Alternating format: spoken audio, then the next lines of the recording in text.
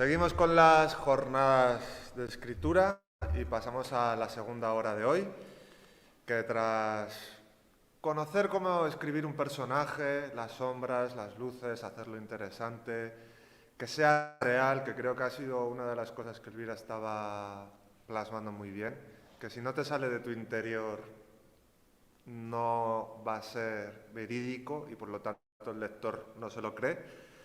Y vamos a pasar a presentar el libro de Jesús Morales, Firma, Texto y Rúbrica. Un libro editado con Libros con Atenea, pero antes de presentar al bueno de Jesús, al escritor, quiero que conozcáis a la persona que me va a acompañar durante esta charla. Él es Federico de Sánchez, filósofo, escritor, teólogo y dirige la tertulia espiritual Menú para el Alma.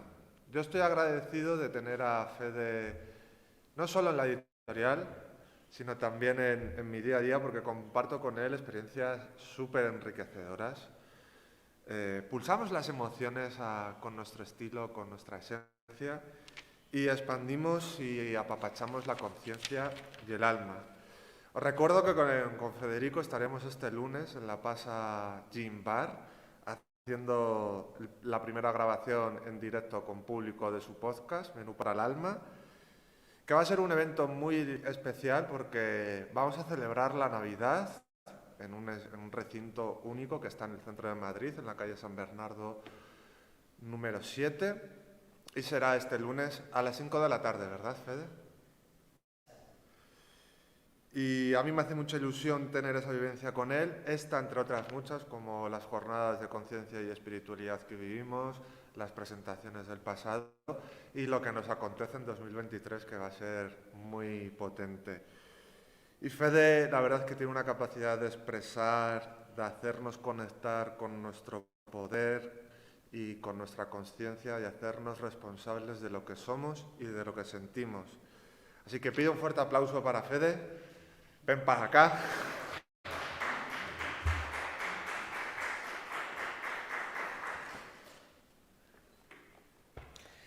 Muchas gracias. Lo único que se puede decir, claro, se nota sobre todo que es, bueno, pues un amigo, evidentemente. Aparte de mi editor. También soy tu editor, sí. Que también las culpas caen Por supuesto, la responsabilidad es siempre de... Lo sabía lo de la responsabilidad. Ya sabes que eso es ponérmelo muy fácil sí, a mí, ¿verdad? Te la dejo votando. Además es que me la has dejado... Pues, ¿cómo presentarías tú a Jesús Morales? Fíjate, es fácil y difícil a la vez, porque primero desde el punto de vista personal, para mí es un amigo, le considero un hermano además en el camino, en todo lo que tiene que ver con el desarrollo, la expansión de la conciencia, el crecimiento personal, el bienestar emocional, el campo de la espiritualidad, que todo está muy relacionado. Y en el terreno profesional, bueno, ¿qué voy a contar? Yo llevo ya más de 15 años diciendo lo mismo, es el mejor grafoterapeuta que tenemos en España, uno de los mejores en Europa y en el mundo. Es una persona que creó su propio sistema, el grafodiagnóstico, que da un salto cualitativo, un salto cuántico, ya que estamos en la era cuántica, a lo que era la grafología francesa, la grafología racional. Un hombre que además tiene una gran cantidad de trabajo, una gran cantidad de pacientes, tiene una agenda realmente muy densa y hay que a veces pedir o tener un cierto, ahora que casi no nos escucha nadie, tráfico de influencias para que te consiga un hueco para poder trabajar, para poder crecer, porque a través de la escritura es algo fundamental, esencial, que todos hacemos. Y ahí yo siempre le llamo cariñosamente, le quiero muchísimo, le tengo un gran cariño, pero casi siempre, cuando hablamos en jornadas, en eventos, en programas, yo siempre me refiero a él como el profesor Morales, porque es una persona que ha formado también, que ha impartido cursos, docencias, y que tiene un libro que ha sacado, que es un libro magnífico, que tú lo has editado, Fran, como es Firma, Texto y Rúbrica. Bueno, los que son miembros del canal, suscriptores, ya conocen a Jesús, que ha participado en varias tertulias. Exacto. Con nosotros. Yo recuerdo la última vez, este lunes pasado, que he hablado también del poder de los símbolos, que la firma es algo muy simbólico también, Y la verdad es que yo también le pondría el adjetivo de perspicaz, porque sabe sacar los detalles de una manera muy fina y muy fácil. Lo capta rápidamente la esencia que tiene la persona. Fíjate, Fran, se me olvidó lo más importante, que es el director del Centro de Grafoterapia y Medicinas Energéticas, 4 décadas. Más de 4 décadas, pero ¿qué centro, no solamente en Madrid, en España y en Europa por extensión, puede decir que tiene una experiencia de 4 décadas continuadas? Ya me gustaría a mí llegar con la editorial que cumplimos el año que viene, 4 décadas, publicando Es libros. cuestión de rodaje. Sí, sí, sí, y que la rueda gire. Y con personas como Jesús es muy fácil de que gire y tener vivencias como la que vamos a tener ahora. Fuerte aplauso para el maestro Jesús Morales. Yo, por favor, hoy eres el prota, te pones en medio. Cuidado, sin atacar, ¿eh? No, genial. Yo, para empezar, que es presentación del libro, de que vamos a estar más centrados en firmas, texto y rúbrica, ¿cómo ha sido el proceso de publicar el libro? Porque yo sé que tienes ahí muchos proyectos, muchos escritos, pero Sí. ya sacarlo, publicarlo oficialmente, ¿cómo ha sido? Bueno, la verdad es que Federico es una persona que siempre me ha animado a publicar desde hace muchos años, que además se enfadaba hasta conmigo porque me decía, Lo "Pero sé, públicalo ya, públicalo ya", ¿vale? Y no me refiero a este libro porque curiosamente este es uno de los últimos libros que he escrito, que ya tiene unos cuantos años, pero ha sido uno de los últimos libros que he escrito. Y digamos el libro por excelencia, ¿no? Que es el que define un poco cómo es el grafodiagnóstico, ese está ahí siempre. Es un libro que tiene que salir al gran público porque creo que es algo, que es una aportación, ¿vale? No es un libro de lectura, es un libro de conocimiento, de estudio, de investigación, que puede ayudar mucho a la gente a conocerse y a conocer a los demás. Y además poder afinar en cuanto a diagnosticar determinado tipo de alteraciones a unos niveles bastante precisos, ¿vale? No es por nada que lo llevo haciendo, como Federico ha dicho, más de 40 años, y es un sistema por el cual puedes llegar a afinar a unos niveles tremendamente profundos y grandes, donde a veces, como yo he dicho, por ejemplo, con un grafodiagnóstico de 15 minutos más o menos, que puedes tardar en hacerlo, 20 minutos, depende un poco de la escritura, diferentes profesionales digamos, de la medicina o de la psicología tardarían días en hacer el estudio que se puede hacer con el grafodiagnóstico en 15 minutos. Quiero decir, todos ellos juntos, ¿eh? O sea, 15 o 20 profesionales tardarían más tiempo que en analizar la escritura y llegar a las mismas conclusiones. Bueno, esto puede resultar como fantástico, ¿no? Pero es una realidad. O sea, no puedo decir lo contrario porque es una realidad que la he demostrado a lo largo de todos estos años, en mi experiencia personal, en mi trabajo, en mis pacientes y en toda la evolución que he ido teniendo durante todo este tiempo. Entonces es como un hijo, vamos, realmente es como un hijo con mucho valor a la hora de poder ponerlo en funcionamiento, y la verdad es del cual estoy muy contento, pero hoy por hoy todavía no he conseguido no he conseguido, perdona, porque facilidad para sacarlo ahí es, no me he puesto A ello. Sí, porque vertebrar un libro es lo más complicado que hay, porque tienes todas las ideas, pero luego ya que tengan un sentido para la lectura, Sí. aunque no sea una novela, sino que sea algo más profesional. Sigue llegando gente a la sala. Ahí, que como eso tiene que ser. como debe ser, ¿verdad? Bien, pues un poco lo que decía, que este libro es como prácticamente el último que he escrito, y lo único que ya lo he puesto más de una forma más, como más para el público, no para explicar, sino algo que si tú lo coges y tienes una firma delante, lo puedes comparar con todas las firmas que hay aquí y prácticamente te vas a encontrar la relación que tiene con una de esas firmas. Y por supuesto vas a saber muchas cosas de esa persona, porque claro, la firma tiene un valor muy importante. O sea, la firma no solamente nos define desde el punto de vista de lo que somos y cómo nos proyectamos, sino nos define como algo jurídico.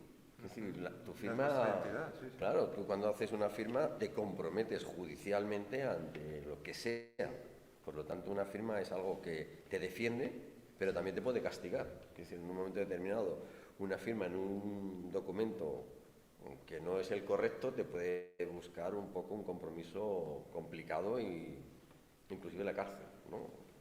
Yo cuando he hecho trabajos desde el punto de vista jurídico, pues evidentemente ha habido personas que por estafas y demás, pues los informes judiciales, que son a través de la firma o ciertos textos, pues esa persona ha ido a la cárcel, o sea, que tiene un valor muy importante. También es cierto que es una parte de la escritura o del trabajo gráfico que es el que menos me gusta, porque mi vida siempre ha ido un poco por los derroteros de las terapias, ayudar a la gente, proyectar siempre algo que sea beneficioso.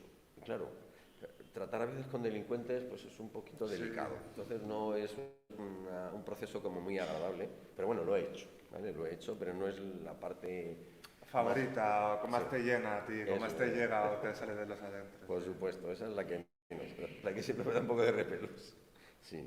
Bueno, nos centramos en la firma, pero también hablas del texto, ¿no? De cómo cuando escribimos, puedo poner esta de ejemplo, para que lo veáis, que aquí está todo mucho más junto, Sí. o como cuando escribimos en el papel, cómo dejamos los espacios arriba, abajo, en los laterales, si achatamos, si hacemos más grande, más pequeño, que también es expresa muchísimo de nosotros, porque en el papel como que inconscientemente volcamos lo que somos. Sí, exactamente. Hombre, tú imagínate, cuando tú tienes un folio en blanco y te pones a escribir, lo que tienes realmente es el mundo que se pone delante de ti y tú lo rellenas. Lo rellenas con una parte de ti, que es un grafismo. El hecho de cómo tú rellenas ese grafismo en el papel implica características de comportamiento a todos los niveles.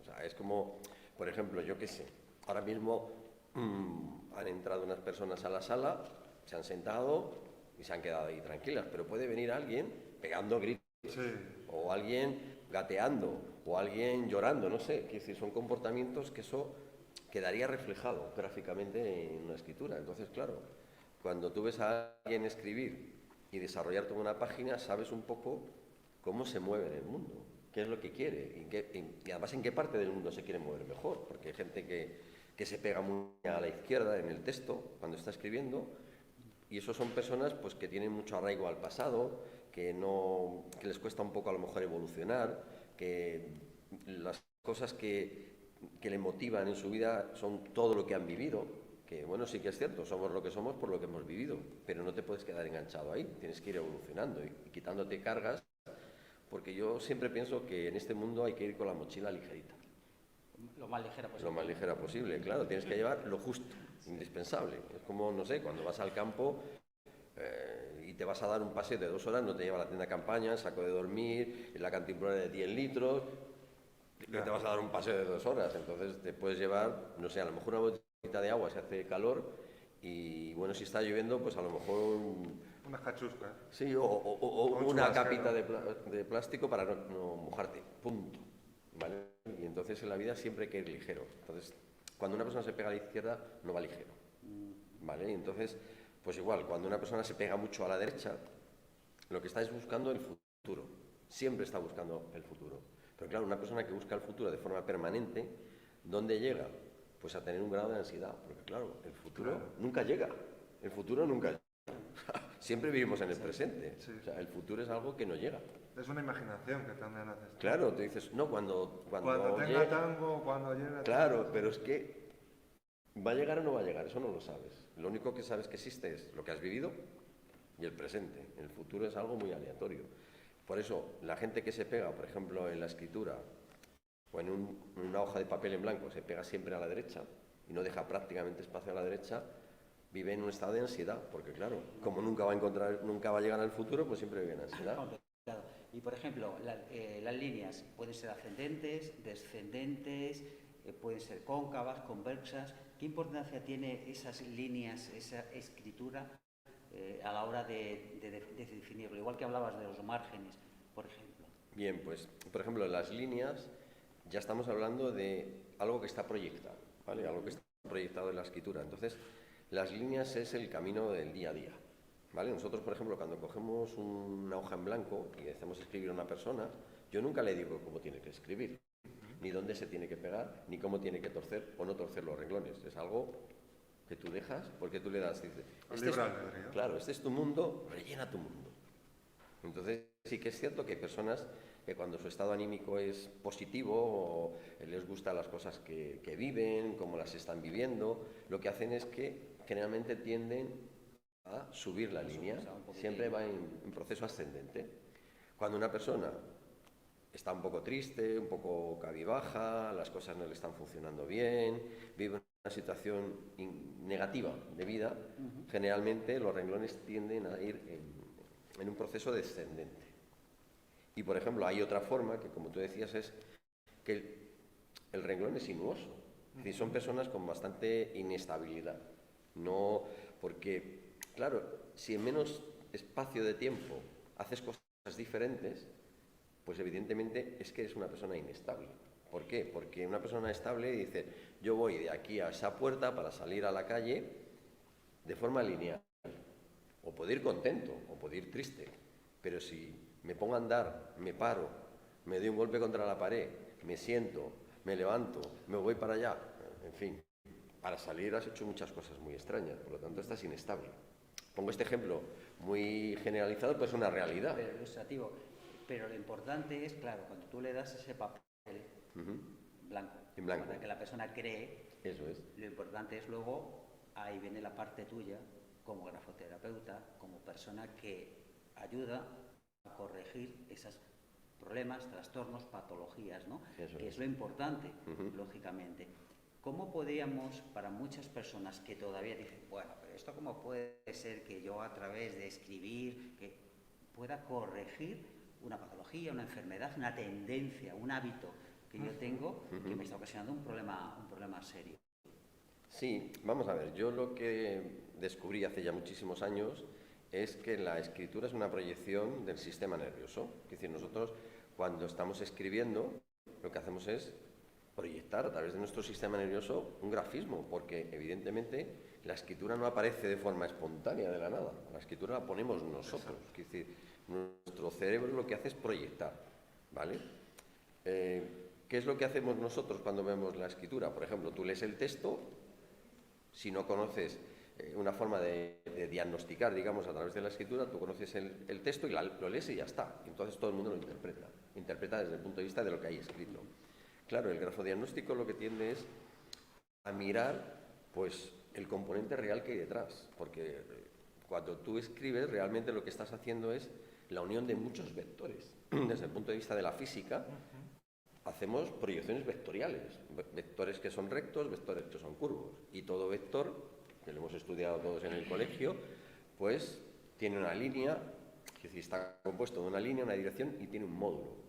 El módulo, que es lo que nosotros vemos, porque cuando nosotros proyectamos la escritura estamos viendo lo que se está escribiendo. ¿Y por qué lo vemos? Porque hay una presión, es decir, el bolígrafo imprime sobre el papel y hay una presión, mayor o menor. Pero por otro lado también tenemos un tamaño, es decir, cada trazo que hacemos en la escritura tiene una longitud determinada. Quiere decir, ahí tenemos otro parámetro más. Y luego está hecho siguiendo una velocidad específica. Quiere decir, hay trazos más rápidos, trazos más lentos. Y al final, ¿qué conseguimos con esos tres elementos? Pues lo que se define como la fórmula de la energía. La energía es igual a la masa por la velocidad al cuadrado. ¿Qué quiere decir esto? Que nosotros cuando escribimos proyectamos una energía en la escritura. Yo lo que hice en su momento, después de mucho trabajo de investigación, es ver que cada energía que se proyecta en cada trazo debe tener, digamos, un valor específico. Todo lo que se salga de ese valor, por arriba o por abajo, implica una alteración en el cuerpo, en la mente y en las emociones. Entonces, yo lo que hice fue, después de mucho tiempo, de mucha investigación, ver que en cada uno de los trazos, que además depende en qué lugar dentro de la escritura se esté desarrollando, nos está dando una información de un estado, de cómo se encuentra la persona. Pero cómo se encuentra física, mental y emocionalmente, ¿vale? Porque nosotros siempre lo vamos a proyectar de esa forma. Por lo menos en la escritura es imposible separar uno de esos tres elementos. Van todos fusionados, la mente, el cuerpo y las emociones. Entonces, una vez que tú sabes esta fórmula, digamos, utilizada siguiendo el parámetro o el patrón que yo tengo marcado, pues vas a saber que a esa persona le pasa esto, lo otro, de más allá. Pero lo vas a saber tú, o cualquier persona lo voy a saber yo. Que decir, no es... Porque hay gente que te dice, pero esto es un acto de fe. Yo no sé, yo no llevo túnica ni me pongo las gafas al revés, o sea, no.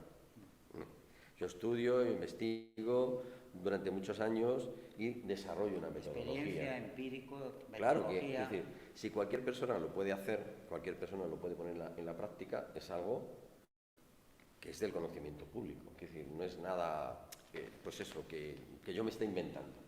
Sí, que no sale de la invención tuya. Claro, porque... Que ves un molino de viento y un gigante, no. No, por eso es algo que tiene peso específico. Es decir, que está ahí, que cualquier persona que lo investigue, que lo estudie o que lo aprenda a través de la metodología va a conseguir ponerlo a la práctica. Y una cosa importante, además, ¿no?, dentro de ese proceso es que a nivel terapéutico, ¿no?, que es grafoterapia como tal, es un elemento barato de trabajo. O sea, utilizando la grafoterapia evitamos tomar medicación. Ya nos estamos ahorrando un dinero, pero ya no por eso, porque también estamos ahorrando la posibilidad de intoxicar nuestro cuerpo con medicamentos, la posibilidad de utilizar nuestros propios recursos. O sea, nuestro cerebro y nuestro cuerpo entero es un laboratorio. O sea, la información que nosotros proyectamos siempre tiene un camino neurológico y hormonal. Entonces, si nosotros sabemos controlar nuestro sistema neurológico y nuestro sistema hormonal, la calidad de vida que vamos a tener y el nivel de salud va a ser altísimo. ¿Por qué? Porque utilizamos los propios recursos. Yo siempre se lo digo a la gente, vamos a ver, si tú tienes este problema y yo no lo tengo, ¿qué pasa? ¿Que yo soy más listo que tú? No, que yo no quiero tenerlo, entonces he dicho, pues no lo voy a tener. Voy a utilizar mis propios recursos para corregirlo. Y entonces los utilizo y los corrijo. Que sí que es cierto que a veces las personas que trabajan con grafoterapia son más resistentes, porque sí que es verdad que lo que hablaba al principio, a veces llevamos una mochila muy cargada. Y claro, tienes que enseñar a la persona a quitar de la mochila cositas, y a veces pues no es fácil, lleva su tiempo, pero generalmente se consigue. En 1 mes, 2 meses, 3 meses, 5 años. ¿Vale? No, el tiempo en este caso es impredecible. Va en función del proceso individual de cada uno, de cómo lo vaya sintiendo y haciendo y cómo lo vaya enfrentando, ¿no? Porque es enfrentarse a uno mismo y a veces ahí hay unos bloqueos de no, así no... Sí, o a veces está sometido al lugar donde se provoca ese conflicto, porque claro, si tú, por ejemplo, vamos a imaginar, hipotéticamente, tienes un problema con tu pareja y es un problema complicadísimo, imposible prácticamente de corregir, o casi imposible de corregir, ¿vale? Porque tiene un comportamiento X, pues evidentemente tú puedes estar bien, pero en el momento que llegas a casa y está esa persona, volverá otra vez la tensión. Claro. Entonces el trabajo es mayor, porque claro, hay que liberar a la persona y que tome conciencia de cómo cambiar ese proceso. Entonces, a veces no es tan fácil cambiar ese proceso. Pero claro, con las pautas, con la técnica y con el seguimiento, la persona, si quiere, o sea, si se puede, tiene que trabajar. Sí, por supuesto. Claro, esto depende del trabajo de la persona. Tiene que trabajar. Sí. Tú le apoyas, le ayudas, le muestras, le reconduces o la reconduces, pero también tiene que poner la persona de su parte, ¿no? ¿Cuáles son ahora mismo, según tu experiencia profesional, las patologías, circunstancias, problemas más habituales por las personas que acuden a tu consulta? Bueno, pues ahora mismo es una cosa que me llama mucho la atención, porque estamos viviendo una situación muy complicada y muy estresante a nivel social, y entonces la mayoría de la gente me pide abundancia. Abundancia, sí, abundancia económica, abundancia de trabajo, abundancia en las relaciones, abundancia, ¿vale? Entonces es algo que ahora mismo se repite de forma bastante continuada, lo que más, yo diría, ¿no? Entonces, bueno, pues intenta ayudar a las personas en ese sentido de buscar abundancia, por supuesto, cambiando ciertos comportamientos, porque yo muchas veces veo a la persona y claro, te dice, no, yo es que quiero tener dinero para vivir mejor o simplemente para vivir, ¿vale? Simplemente para vivir. Eso es. Entonces, claro, tú ves la escritura y ves que esa persona no lo quiere, sí lo verbaliza. Porque claro, si tú le preguntas a una persona, ¿quiere ser rica? Te va a decir que sí, generalmente, ¿vale? Sí, pero el inconsciente por detrás trabajando... De otra forma. Entonces muchas veces lo ves y dices, no, tú no quieres. tú no quieres vivir en la abundancia, no quieres abundancia. Entonces hay que cambiar ese concepto, porque hasta que tú no lo cambias, es imposible conseguir ese proceso de abundancia. ¿Cómo vas a conseguir la abundancia? Por supuesto, pues a través del trabajo, a través de situaciones que pueden ser externas, ¿no? Porque hace poco tiempo una persona que además conocéis vosotros, pues me lo pedía y entonces se puso a hacer un trabajo sobre ese proceso y me dijo, pero ¿y esto cómo?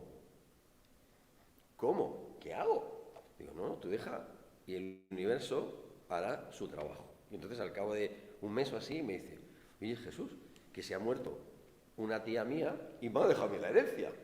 Claro. El universo. El universo, claro, y me la ha dejado a mí, que somos varios sobrinos y me la ha dejado a mí. ¿Qué ha pasado aquí? Digo, oye, estabas trabajando la abundancia y ha llegado por ahí. Bueno, estaba pues muy contento, evidentemente. Pero claro, yo no le dije que iba a llegar por ahí, por aquí, porque no lo sabía. Y curiosamente decía, es que somos unos cuantos sobrinos, pero solo me lo ha dejado a mí.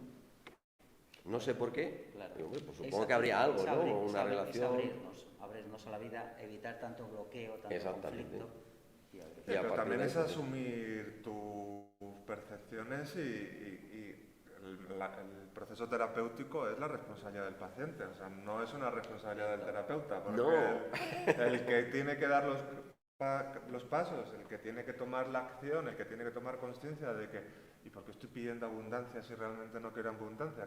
¿Que estoy percibiendo otra cosa? Porque lo tienes que, tú facilitas el proceso, claro, pero el que tiene que tomar la acción, la responsabilidad, es la persona en cuestión. Sí, yo siempre digo, mira, la terapia o el diagnóstico en este caso es una herramienta, ¿vale? Entonces, bueno, pues yo tengo esa herramienta.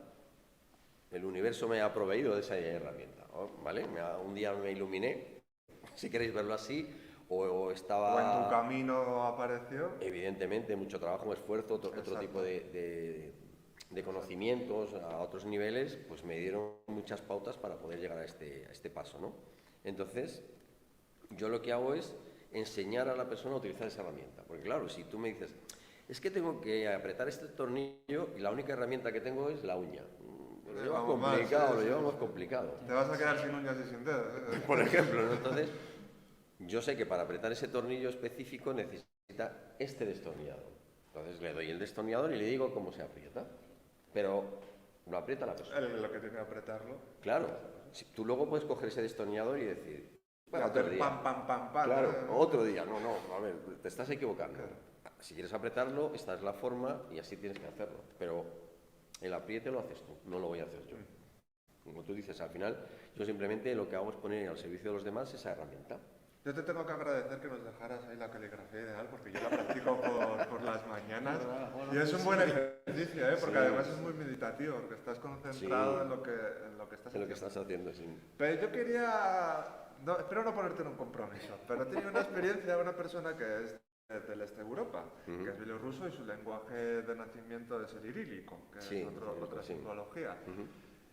Y estaba escribiendo con él y escribía en irílico una cosa y estaba todo perfectamente arreglado, que no se salía, misma altura, mismo margen, mismo tamaño del símbolo que es diferente. Y le dije, oye, escríbeme esto en castellano para que lo entienda. Y le veías la letra en castellana, diagonal, suelta, con más baile, más rimbombante.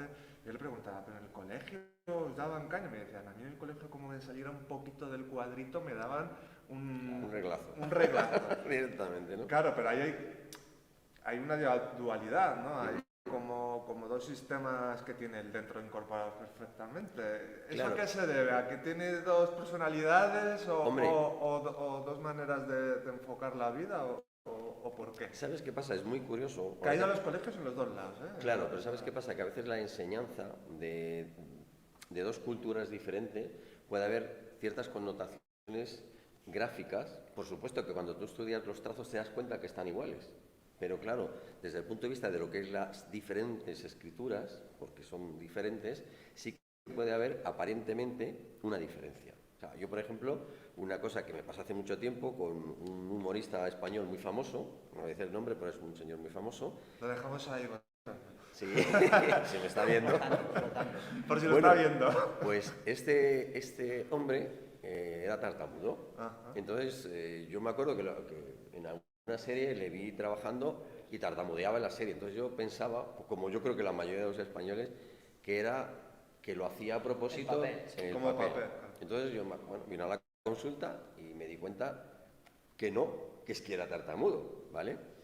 Pero curiosamente, bueno, aparte de hacer terapia, digo casi le quitamos la tartamudez porque llegó un momento que se lo dije, oye, si tú siempre vendes tu forma de ser para tu trabajo, si la tartamudez la quitamos, a lo mejor pierdes trabajo. Y entonces me dijo, Dios, pues no había caído yo en ese detalle. Y entonces lo dejamos de hacer, ¿vale? Pero bueno, a lo que iba un poco con esto. Este hombre hacía muchas películas en Francia. Y cuando hacía películas en francés, no tartamudeaba. Pero cuando habla en español, sí. ¿Cómo se come eso? Claro, ¿cómo es la influencia del idioma, no? Claro, por eso te digo que muchas veces ves ese tipo, o sea, dos tipos de escritura de la misma persona y es simplemente algo cultural. Pero si tú realmente analizas en profundidad, sí que vas a encontrar las mismas alteraciones en los dos textos, aunque sean aparentemente diferentes. Aparentemente, cuando tú lo sabes analizar desde el punto de vista diagnóstico, vas a ir a lo que hay Bueno, pero también exactamente. tendrás que conocer lo que significa el símbolo neolítico, porque yo aquello no lo... Sí. o sea, no sabía qué palabras eran ni nada, pero sí que era un contraste tan alto que, además de los márgenes, incluido Sí. que había los márgenes que era como 2 dedos a los laterales, pero en castellano se perdía, era diagonal, subía, bajaba, no había márgenes, se pegaba todo, y en lo otro era todo totalmente matemático, ¿no? Como si fuera... Y digo, esto se lo tengo que preguntar a Jesús.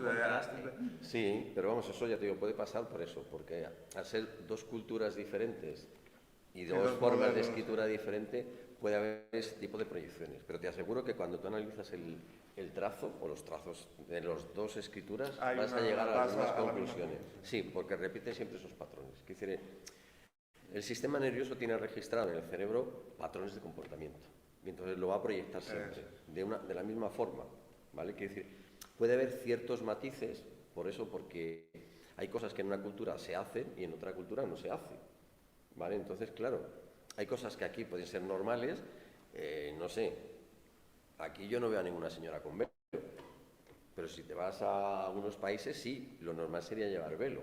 Entonces, ¿qué es lo normal? Bueno, lo que hay en esa cultura. Lo que hay en esa cultura. La normalidad. La normalidad La cultural. normalidad cultural, sí. Y esos son los matices que vas a encontrar en las diferentes escrituras. Importante matices. Por cierto, se habla mucho de firma y la rúbrica, porque formamos esa parte. Es verdad. La rúbrica es... La bomba. Es impresionante, ¿no? Oye, una cosa que tengo que decir y aclarar, porque ha habido correctores de estilo que me han escrito y me dicen, eso está mal, porque estás usando la misma palabra en el título, que les tengo que explicar que no es lo mismo la firma que la rúbrica. O sea, No. Déjalo tú bien claro ahora. Claro, la rúbrica es, digamos, el dibujito que adorna la firma, que adorna el texto de la firma realmente, ¿no? Y la firma, o sea, perdón, y la rúbrica tiene un componente muy inconsciente, porque de hecho, si miráis aquí dibujos que se hacen en la rúbrica, son alucinantes aquí, porque en este libro, por ejemplo, las rúbricas... Sí, aquí ya las tengo yo. Hay dibujos de son, animales. son reales, quiero decir que no están hechas a propósito. Que no decir, te las has inventado no, tú para completar son tu personas con argumento. nombre y apellidos que hacen su rúbrica y a través de ellas suelen manifestar como traumas, conflictos, situaciones incumplidas, cosas que necesitan y que no llegan a conseguirlas. Aquí hay una firma muy curiosa que es un espermatozoide. Sí, esta la veo. Y es una chica, bueno, pues que no se puede quedar embarazada y que no se ha podido quedar embarazada. Y el problema no es que ella piense, no me puedo quedar embarazada, es que perdón. No me está dejando embarazada. No me está dejando ¿Tú embarazada. te crees lo que me cae ahora encima? De verdad. Curiosamente, o sea, no se inculpa a sí misma, sino inculpa Al a su otro. pareja de que no es capaz de dejarla embarazada. Por lo menos en ese momento de esa firma, ¿vale? Que se repite. Es decir, hay firmas que vemos que son barcos, son personas que tienen Sí, también ese lo veo conflicto aquí. porque les gusta navegar y no pueden, no es posible comprar un barco y poder navegar o dedicarse a la navegación. Entonces proyectan barcos o paletas de pintor, gente que tiene el trauma de querer pintar y no puede o no tiene tiempo o lo tiene como trauma, ¿vale? Porque muchas veces en la vida tenemos aquellas cosas que queremos y que nunca las ponemos en la práctica, por tiempo, porque pensamos que no estamos cualificados, o porque, bueno, ya cuando sea mayor lo hago. Dices, oye, ya tienes 60 tacos, ¿eh? Pero cuando seas mayor, ¿cuándo es? Bueno, es que joven. Es que claro, Está claro. eternamente joven. Eternamente joven, claro. Fíjate, también es muy importante, si te lo escucho a ti en charlas, en conferencias, colocamos el nombre, colocamos los apellidos, no colocamos el nombre, ponemos los apellidos a la hora de firmar, de señalar, de presentarnos. ¿Qué importancia tiene? Porque seguro que hay muchas personas que se lo están preguntando y están escribiendo, no, pues yo es que realmente... Sí, hemos visto en un programa, me acuerdo, cuando analizamos firmas de Isabel Díaz Ayuso, el cambio ese de los apellidos. Eso es. Sí, realmente en la firma, generalmente cuando se pone un texto, se suele poner el nombre y los apellidos, pues el nombre y el apellido, el nombre y el segundo apellido. Quiere decir, podemos hacer muchas combinaciones, ¿vale? Cada combinación que estamos haciendo nos está definiendo un comportamiento específico. Como decía antes, la firma es como tú te proyectas de cara a los demás, ¿vale? Por eso tiene un componente jurídico, porque es como tú te proyectas hacia los demás, no como tú eres, ¿eh? Ojo, como tú eres, lo vamos a ver en la escritura, pero como tú te quieres proyectar, siempre va a ser a través de la firma. Entonces, si por ejemplo una persona pone exclusivamente su nombre, luego la puede decorar con la rúbrica como quiera, ¿vale? Que tiene otro matiz, ¿vale? Como hemos dicho hace un momento. Pero si pone solamente su nombre, a sí mismo se da mucha importancia. Es una persona que se siente importante porque con su nombre es suficiente para que todo el mundo le conozca. No necesita más. O se siente así. O sea, yo soy estupendo. Estupendo. ¿Vale? Aquí estoy yo. Aquí estoy yo, eso es. Yo venía a hablar de mi libro. Bueno, yo pongo la firma. En la firma el apellido. No es cierto, que también pongo el nombre. No desveles secretos, No, que lo no, compres. Es que claro, que lo compren. Bueno, las personas que estáis aquí, luego tendremos aquí la firma de libros para que y podáis conversar con Jesús. Vale, pues lo que decía, por ejemplo, si nosotros ponemos el nombre y el primer apellido, damos importancia no solamente a nosotros, sino también, no al primer apellido en sí, sino a la figura paterna, a la parte masculina de nuestro ser, de nuestro componente. Es decir, el padre tiene mucha importancia en nuestra vida, bueno, el padre por supuesto y la madre, pero sí que es verdad que generalmente en la primera época de nuestra vida, más o menos en la infancia y como mucho parte de la adolescencia, como muchísimo, pues la madre tiene un papel muy importante, desde el punto de vista simbólico, ¿vale? La madre siempre tiene importancia, pues siempre es la madre. Pero en la firma, cuando una persona quiere luchar y salir a la calle y empezar su andadura, generalmente suele poner el apellido del padre, que es el apellido más masculino, el que da con más fuerza, el conquistador. O sea, y no hablo de hombre o mujer, hablo de la parte masculina. La parte masculina Sí, la parte simbólica que estamos... Exactamente, luchando. Da la capacidad de luchar. Exacto. Entonces, si el una guerrero, persona... Exactamente, el que arquetipo protege, del guerrero, ¿no? exacto, el que protege la fortaleza, etc. Por ejemplo, pero sin embargo, si una persona pone su nombre, pero pone el segundo apellido en su firma, evidentemente es una persona que le va a costar más luchar y conseguir objetivos, porque proyecta la parte femenina. Entonces, depende de lo que quieras conseguir. Por supuesto, si te quieres dedicar a un trabajo más tranquilo, más pacífico, eres conformista con el trabajo, no tienes grandes expectativas, dices, oye, yo con trabajar y ganar algo para vivir me vale. Pero una persona que pone el primer apellido es una persona que no es que sea inconformista, es que quiere más, quiere conseguir mayores objetivos. Claro. Superar al padre, que diría Freud, ¿no? Sí, poco más o menos. No vamos a entrar más en ese tema. Vale. Corramos un tupido velo, las referencias estaban ahí. Ahí. Y los que ponen padre y madre, el apellido del padre y la madre. Pues primero, le dan mucho valor a los dos. Entonces es una persona que tiene un componente de lucha, pero también tiene un componente de sensibilidad. Entonces siempre está jugando. Por ejemplo, es posible que lo encontremos en profesiones pues como teología, como modelo, como... Claro, un poco como un artista, que es una persona que tiene un grado de fuerza, pero a la vez de sensibilidad. Entonces pone tanto su nombre o los dos apellidos solamente y no pone su nombre, depende un poco la valoración que quiera dar. Y luego hay otro apartadito más en este campo que es, si tú dentro del nombre o de los apellidos eliminas todo el nombre o todo el apellido, solamente dejas la inicial, quiere decir que a quien dejes la inicial es la parte más valorada para ti, ¿vale? Si tú dices, yo me llamo Jesús, yo pongo J y pongo Morales, entonces doy mucha importancia a mi persona porque me siento una persona, pues, con conocimientos o con ganas de evolucionar o, no sé, me siento bien conmigo mismo. Tienes la ¿vale? identidad, estás en el centro. Claro, estoy identificado y pongo el apellido a lo mejor de la figura de mi padre porque considero que es una persona luchadora y que quiero conseguir objetivos en la vida, ¿vale? Entonces, bueno, de hecho es mi firma. Que está en la portada. Para los curiosos. Es una falsificación. Total apertura. Sí, yo aquí me abro en la primera página, bueno, en la portada ya. Directamente. Eso es. Y os digo eso, que siempre que veamos pues una persona que hace una inicial en cualquiera de los apartados es que le da más valor a esa figura simbólica y también porque tiene a nivel profundo una relación más intensa con esa persona, aunque esa persona no esté, es decir, porque evidentemente a lo mejor el padre y la madre ya no están, pero es igual. Incluso aunque no le haya conocido. Aunque no la haya conocido, sí, también, pero el sentimiento está y el componente simbólico está. La latencia, la pulsión. Sí, porque tened en cuenta que la escritura es algo simbólico. A nosotros lo que pasa es que la interpretamos porque nos han enseñado que cuando la haces de esta forma significa A o B o C. Sí, entiendes el símbolo. Eso es, pero hay algo detrás tremendamente grande. O sea, eso es lo menos importante. Eso lo único que nos hace es que nos podamos comunicar entre todos.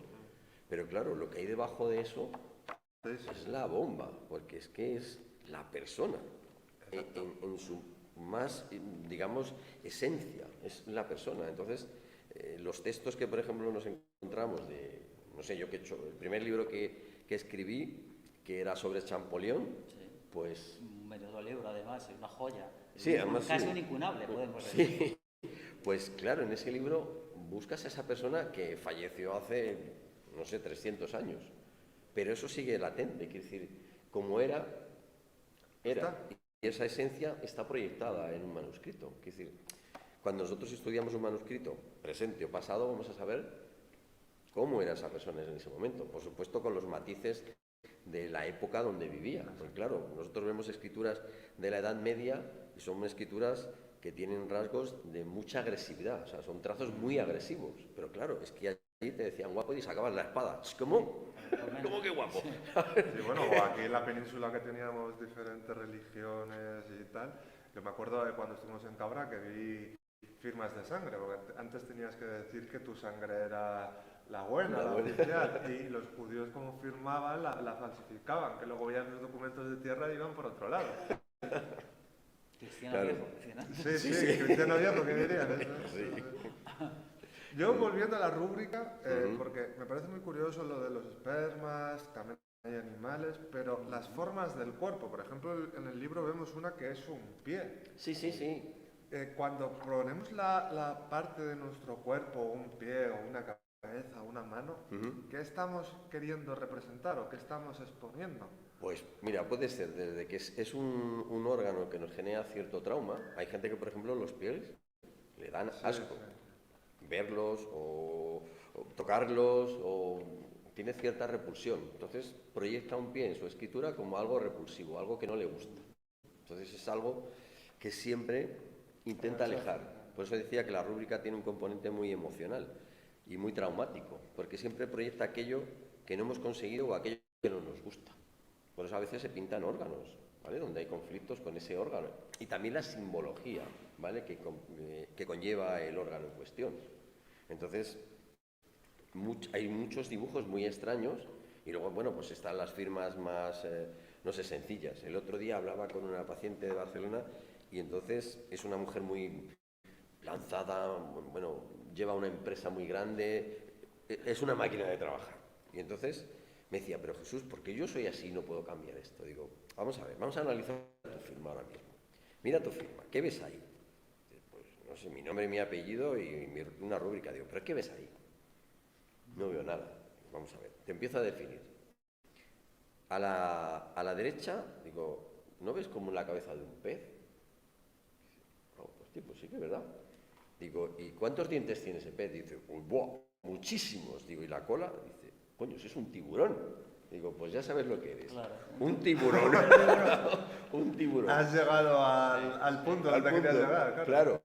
¿Ves? Por eso tienes esa forma de ser y te proyectas a través de la escritura. Entonces, un tiburón del trabajo y como tal Se proyecta. se proyecta, trabaja y está siempre implicada con el trabajo. En la página 57 del libro figura, vamos a ver si lo pueden ver. Bueno, lo vamos a ver. Es complicado. Figura Luego Como lo una especie de comentamos. muelle. una cantidad, sí. Como si fuera un muelle claro, si fuera un rodeando muelle, la... círculos, ¿no? Este tipo de persona, Bueno, ese tipo de personas yo os diría que si os la encontráis o tenéis que hacer un contrato con esa persona, una persona que firma de esa forma, no lo hagáis. Porque habéis perdido todo el dinero que metáis en esa o sea, negociación. no es de fiar. Nada. O sea, ese tipo de firmas Interesante. se suele dar en gente que tiene tendencia a engañarte, a estafarte. Y de hecho, una cosa que me pasó a mí hace años digo porque era con los billetes de peseta.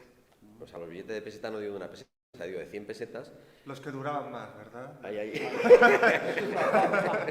20 duros. ¿no? Entonces, me acuerdo que un alumno trae un billete, porque estábamos hablando de las firmas, y me dice, oye Jesús, ¿y esta firma qué significa? La verdad es que lo que hizo fue recortarla, o sea, bueno, hizo una fotocopia, la recortó, para que yo no supiera de quién era la firma. Y entonces, era muy parecida a esa, entonces la proyectamos ahí en el proyector, y bueno, pues expliqué un poco eso, que era una persona poco fiable, una persona que tenía tendencia a quedarse con lo ajeno, bueno, en fin. Y entonces cuando acabé un poco la explicación, dice, pues es era del Banco de España, ¿cómo se llama? El presidente del Banco de... No, El gobernador del Banco el gobernador del Banco de España, era el gobernador del Banco de España. Entonces, bueno, pues ahí se quedó la cosa. Me dice, pero ¿cómo va a ser este hombre así? Digo, yo te digo cómo es. Al año siguiente lo metieron en la cárcel. Porque le pillaron, pues eso, llevándose Algo del que Banco no. de España Sería curioso ver...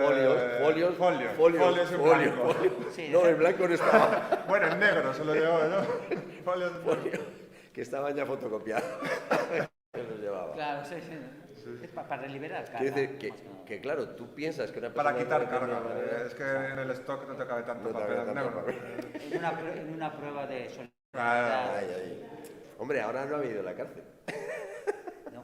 Ahora no ha habido la cárcel. Bueno, podríamos ver muchas firmas de ese tipo. Sí, son curiosas. Sí. En general, general. dejémoslo en un genérico. Sí, por supuesto. Pero nos estamos quedando sin tiempo y habrá que dar voz a las personas que nos acompañan. Por supuesto. A mí, si me dejáis un momento, os pongo el micro y lo hacemos bien, que se nos oiga. Ahí, estupendo, ¿no? También podríamos hacer un ejercicio de... Yo aquí tengo un cuaderno en blanco, si quieren que vean tu firma. O sea, que ellos... Que Sí, tú claro veas que su sí, firma. Alguien se proyecto. anima, ¿no? Si alguien se Sí, anima. lo que pasa es que anima. siempre es más difícil por no poder proyectar, va a ser un poco más complicado. Bueno, pero no explicarlo. vamos a mostrar una firma de alguien en YouTube, ¿no? No vas a sacar las vergüenzas aquí. Claro, ¿no? No vas a sacar las vergüenzas. Es algo delicado, ¿no? Como tú bien has dicho, es algo que te identifica. Además, la falsificación de firmas y de textos es algo que se da y existe. Sí, te aseguro que es algo que es bastante el día a día. Sí. Es algo que se da bastante. Por desgracia es así. Yo tengo que decir que tuve un problema con mi firma, porque en mi DNI tiene la firma de cuando era más joven, y ahora mi firma es diferente. Y a mi madre no le dejaban recoger un paquete. La tuve que mandar, tuve que copiar la firma. Sí, claro, evidentemente, si no vas La tú... que estaba haciendo, la que hacía antes. Porque, claro. Claro, por ejemplo, ahora que dices eso, yo a veces le digo a las personas, pues porque veo que la firma es una firma pues un poco autodestructiva o una firma dañina para su salud mental o emocional, ¿no? Inclusive física.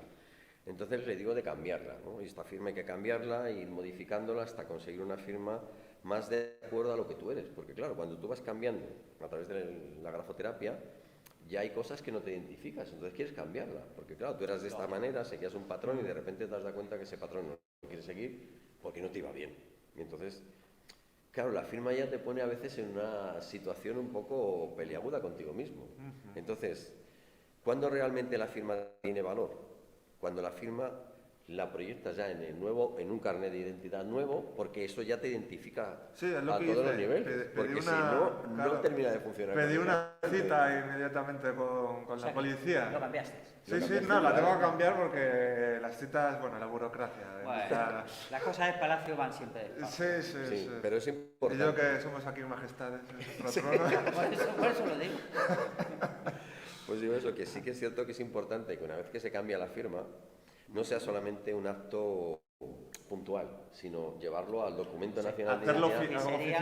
oficializarlo. Oficializarlo, por Que eso sería decía al conveniente, principio si que has es algo oficial. cambiarlo también a nivel legal, evidentemente. Sí, porque no es que mantener... no, porque si no tienes como una doble Una rasero en tu dualidad, vida, ¿no? y eso tampoco, porque al final estamos hablando de buscar un poco de orden, de equilibrio, de estabilidad, de bienestar, y No la claro, tienes. no, porque si te mueves en dos patrones Estás de jugando, comportamiento, al final nunca vas a estar bien. O sea, Estás jugando entre dos aguas. Y, claro. no es bueno. Para la salud no es bueno. Bueno, pues pasamos a las preguntas. Yo me voy a levantar y yo paso el micro. Muy bien. Estos chicos son muy inteligentes todos. Hombre. El libro. Ah, Eso sí que es mal. práctico. A ver, realmente en la escritura hay un lugar, ¿vale? Que es donde está el dinero, el patrimonio, la abundancia, materializar las cosas. Puede ser cualquier tipo de materialización, pero vamos, generalmente la gente dice, bueno, yo cojo el dinero y ya hago lo que quiero con él, ¿vale? Que es lo más fácil. Entonces, es que claro, es un poco complicado explicar el lugar exacto dentro de la escritura, pero por ejemplo, si imaginaos vuestra propia escritura, ¿vale? La escritura siempre está dividida como en tres zonas diferentes. La zona media, que es donde prácticamente se escribe todo, luego la zona superior, que es donde, por ejemplo, sube la letra como la L, la T, la F, eso sube a la zona superior, y luego letras como la G, la J, la Y van a la zona inferior. Bien, pues en la zona inferior, ¿vale? Si nosotros esa zona inferior la dividimos en 4 porciones, ¿vale? Haciendo como un aspa, no en 4 porciones así, sino como en un aspa. En la parte superior de ese aspa, que es lo que está más pegado a la zona media, ahí es donde está la abundancia. Entonces, cuando nosotros sabemos trabajar en esa zona con una serie de trazos, o sea, trazos como por ejemplo la Q, la P, inclusive a veces la J, la Y, si sabemos colocarlo bien en ese lugar, tenemos más posibilidades de que la abundancia nos visite. O sea, que no solamente es meterse en el lugar, porque claro, imaginaos que la abundancia es esta sala, ¿vale? Y ahora mismo aquí en esta sala hay, pues, miles de billetes de 500 euros tirados por el suelo. Pero no os agacháis a cogerlo. Da igual, la abundancia está aquí, pero hay que cogerlo. Entonces, no solamente hay que saber en el lugar que están, sino entrar en ese lugar y recogerlo. Y por supuesto, nosotros podemos recoger 1, 2, 3 o miles, los que queramos. O sea, ahí tenemos libertad de acción. Pero sí que es cierto que la mayoría de las personas, no digo todo el mundo, porque por supuesto gente que trato que se mueve, que eso sí que cogen, eso cogen así y se lo llevan para casa. Sí, pero no se lo quitan a nadie. Claro, pero no se lo quitan a nadie. A lo que voy yo es que la abundancia es algo que no tiene límites. Es decir, si tú coges mucho, no se lo quitas a nadie, ¿vale? Porque sigue habiendo más. O sea, esto es como que siempre están cayendo billetes y cuando se van, alguien se lleva uno, vuelve a aparecer ese uno. Si se lleva 1000, aparecen esos 1000. Entonces no hay límites. Los límites los ponemos nosotros. Hay gente que le da vergüenza, no sé, habéis visto a veces imágenes en televisión, pues que un señor que le ha dado el siroco y se ha puesto a tirar billetes y ahí quien va cogiendo de uno le quiere hacer raca a la camisa, raca a la camisa. O sea, cada uno coge según su criterio. Por lo tanto, nosotros podemos hacer exactamente lo mismo. Pero sí que es curioso que generalmente la gente le da como vergüenza agacharse y cogerlo. Es como, ¿qué me van a decir? ¿Qué van a pensar? Nada. Son cosas tuyas. Si tú los quieres, agáchate y cógelos. Porque nadie, absolutamente nadie te va a decir nada. Pero generalmente a la gente le cuesta mucho entrar en esa dinámica. Entonces, claro, al final resulta que tenemos un universo infinito y con una abundancia de todo y no lo sabemos sacar el rendimiento que tiene. Eso yo me quedo bastante alucinado, pero es una realidad, que viendo que está ahí, no ponerse a cogerlo. Si nadie te va a decir nada y nadie te lo va a criticar, nadie se va a enfadar contigo. Luego la gente te puede envidiar, ¿vale? Porque luego aparecen esos patrones, ¿no? Dice, joder, es que te has llevado 5.000 billetes por haberlo cogido tú. Y nadie te ha dicho que no los cogieras, es que había otros 50.000 más. Por eso digo que en ese lugar no solamente tenemos que saber dónde está, sino cómo entrar en él para hacer nuestro trabajo. Y esos trazos que os he comentado, esas letras, digo por hablar de letras, porque si no los trazos son más complicados de entender, simplemente hay que hacerlos y entonces cogeremos lo que queramos. Y por supuesto la abundancia no solamente es económica, ¿eh? Es decir, la abundancia puede ser pues, a nivel laboral, la abundancia puede ser de conocimientos, de enriquecimiento personal, de que las cosas te fluyan bien, de que los negocios marchen. Es decir, la abundancia no tiene límites.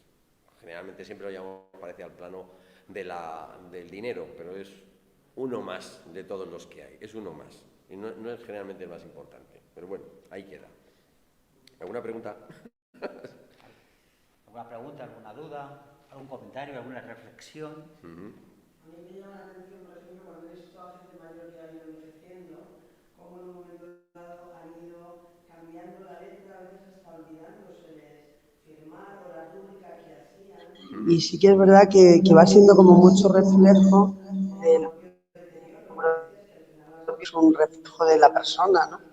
Y es muy evidente, vamos. Pero generalmente la gente que va siendo más mayor, claro, empieza a tener más problemas a nivel neurológico y por supuesto también a nivel hormonal. Por eso es por lo que aparecen malas enfermedades. Es decir, ese deterioro físico, por supuesto, es un deterioro cognitivo y a la hora de escribir, pues le cuesta mucho más trabajo. De hecho, hay mucha gente que llega a un momento que se le olvida escribir. O sea, no sabe escribir, literalmente no sabe escribir porque tiene un deterioro cognitivo.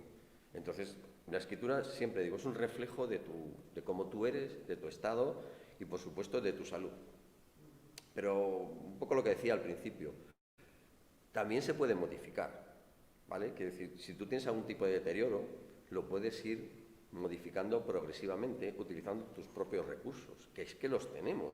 Es que es eso, lo curioso es que tenemos un laboratorio maravilloso y a veces dudamos que ese laboratorio funcione. Es que es el mejor de los laboratorios, vamos. Ni Pfizer ni el Susun Corda, ni el mejor laboratorio que hay en el mundo es este. Y lo tenemos todos y además es perfecto. Ya nosotros nos encargamos de deteriorarlo. Eso sí, somos unos expertos en deteriorarlo. Claro, pero si tú quieres recuperar toda esa química interior y todo ese componente neurológico, por supuesto que lo vas a poder hacer. Con trabajo, con esfuerzo y con dedicación, pero lo puedes hacer. Otra pregunta tenemos. Una pregunta que te quería hacer. Vamos a ver, ¿hay algún trazo, algún ejercicio que se pueda hacer, por ejemplo, para que puedas quitarte las gafas y recuperar la vista?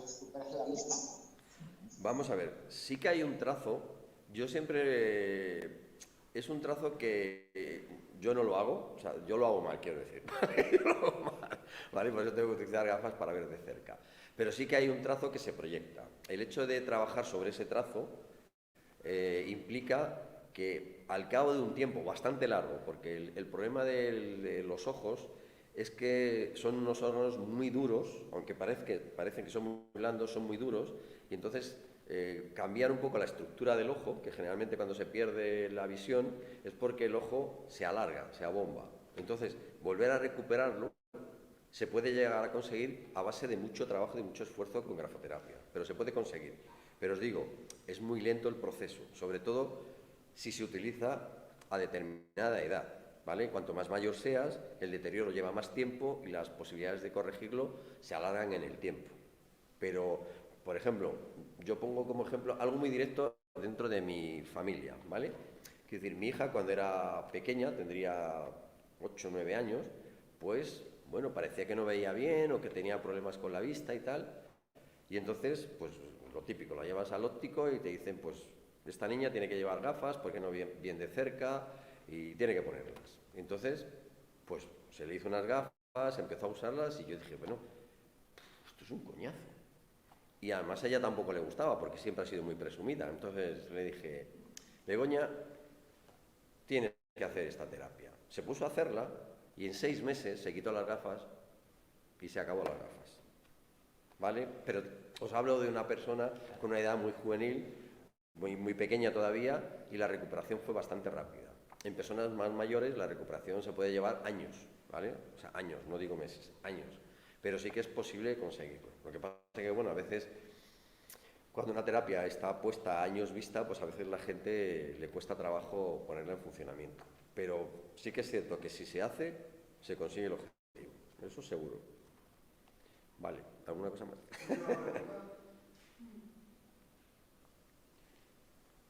Parece que no hay más. La última. No sé si conoces la firma de Donald Trump. No, no lo he visto. Pues toma, enséñasela que la tengo aquí. Vamos a analizar la firma de Donald Trump. A ver, que... Ya, bueno, sí que es verdad que la he visto una vez.